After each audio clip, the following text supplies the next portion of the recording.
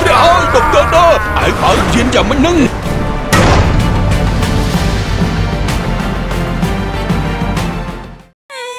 អានីមូរ៉ាតើអ្នកអាចបើកចិត្តចំពោះមិត្តចាស់ម្នាក់នេះហើយជួយគ្រួសារកសិករអស្ចារ្យបានទេពួកគេក៏ជាមិត្តចាស់របស់ខ្ញុំដែរពួកគេជាអ្នកផលិតទឹកដោះគោគុនដ៏ឆ្ងាញ់ពិសានៅលើភពផែនដីទឹកដោះគោគុន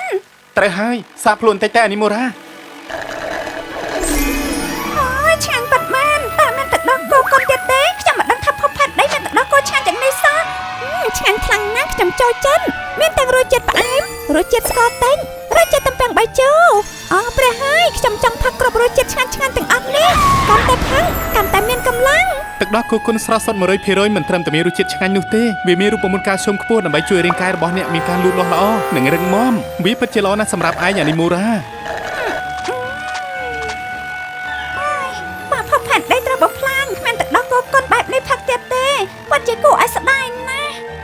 តែមិនអីទេយកទឹកដោះគោគុនមកតែនេះទាំងអស់មកបន្ទាប់ពីខ្ញុំផឹករួចហើយខ្ញុំនឹងប្រាប់ពីវិធីផ្លាស់ប្ដូរចិត្តរបស់សត្វទេពយេប្រសិនបើយើងមិនធ្វើអ្វីមួយនោះទេសត្វទាំងអស់នៅលើភពផែនដីនឹងទៅអស់ហើយពិតហើយនេះជារឿងដ៏សំខាន់ណាស់គ្រួសារយើងត្រូវរួមដៃគ្នាធ្វើសកម្មភាពភ្លាម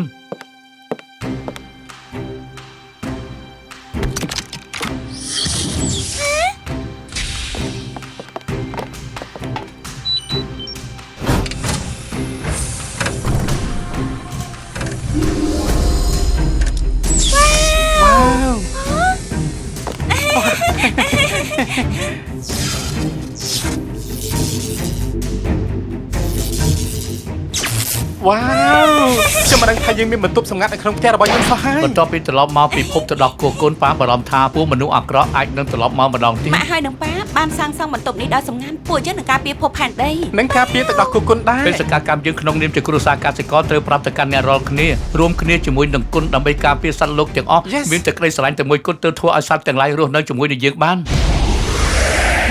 តែឯងដឹងទេថាឯងកំពុងនៅទីណាអត់នឹងអាដុកទ័រទេយើងឃ្លា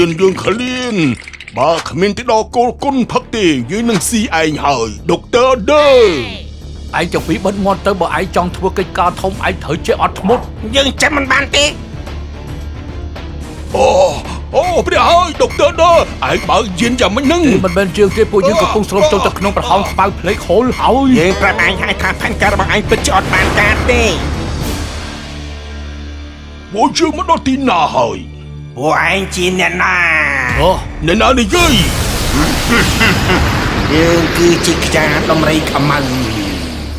ឃើញអត់យើងប្រាប់មិនចេះខុសនោះទេជួយយើងចេញពីទីនេះទៅយើងនឹងជួយឲ្យបំណងប្រាថ្នារបស់ឯងខ្លាយជាការពិតបានយើងចង់កំទេចគ្រួសារកសិករអស្ចារ្យតែឯងអាចជួយយើងបានដែរឬទេ